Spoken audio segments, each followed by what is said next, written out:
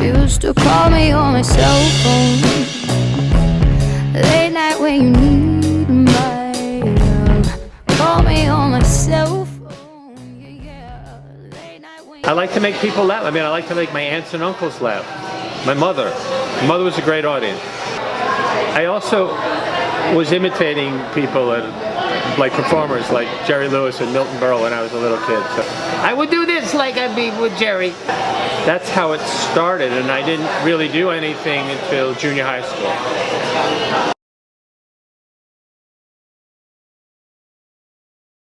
First big acting role, non-union, junior high school.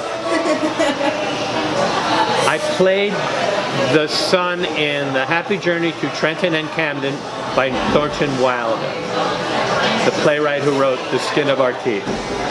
It's a one-act play, and at some point I had to cry on stage. And I don't know, I faked it, whatever I did. And after, my cousin Emily came backstage and she said, "You made me cry, it was so sweet." And I said, wow, it actually worked. The fact that, you know, as an actor you can make people laugh or cry or somewhere in between, it's kind of powerful.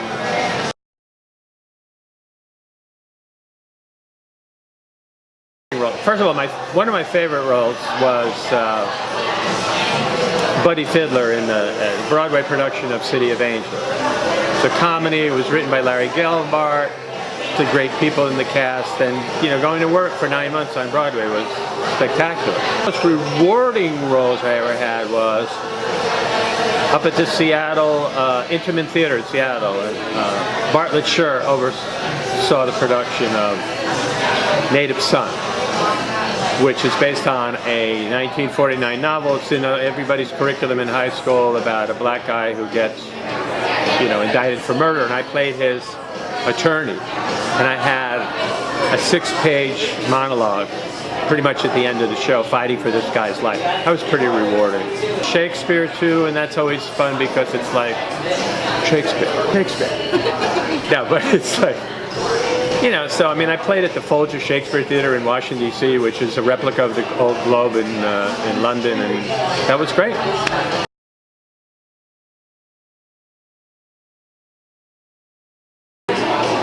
The best advice I received as an actor, I think it was Charles Durning, who said, "Whatever you do, don't leave your wallet in the dressing room." Thank you. I'll be here all week. One is get a day job. I was very fortunate when I started out in New York because almost immediately I was doing commercials.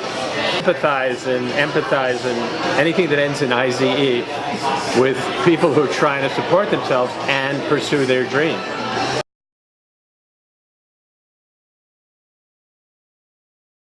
First started out, I just seem to think that actors, for the most part, this is a massive generalization, because I've taught for the last 15 some odd years, both in LA and New York.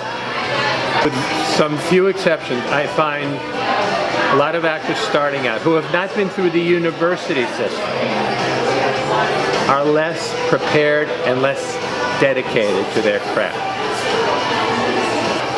I mean, you look at some of the great actors, they didn't just step off the bus from Iowa and get hired.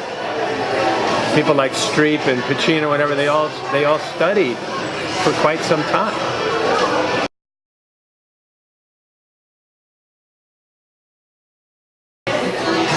The greatest acting class that I ever took. I was 19 years old.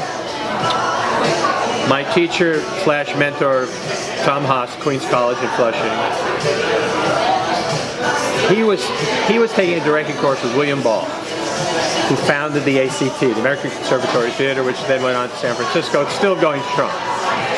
But this was in the mid-60s, and he got me into William Ball's Shakespeare study class to audit. And there were some heavyweights there, Cicely Tyson, Rene Auberjonois, whatever, some heavyweights. And I audited for 6 months. And then I was accepted into the class, and that held me in very good stead because in later years I did some Shakespeare work in Washington, D.C. and for the New York Shakespeare Festival for Joseph Papp. So it was a great, great class.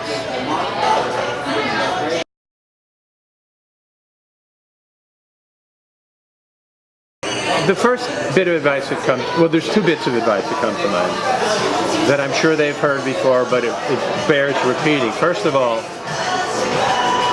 get a day job or some sort of job, some sort of income to support yourself while you're pursuing your dream. Very, very important. Actually, the three things. Second thing is to study, study, study, whether you go to a drama school or find a really good teacher. And even myself, even after I was doing series television and guest spots or whatever in Los Angeles, I studied with Gordon Hunt.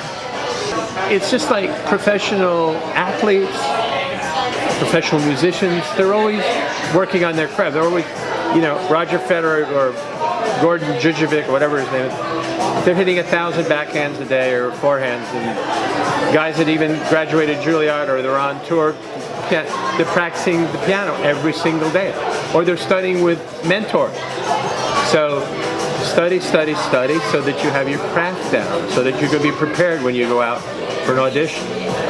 And the third thing is, if you can, whenever you can, try to create your own work, whether that's writing, producing, directing, joining a company, forming a company of your fellow peers, whatever. That you are constantly involved in the creative process.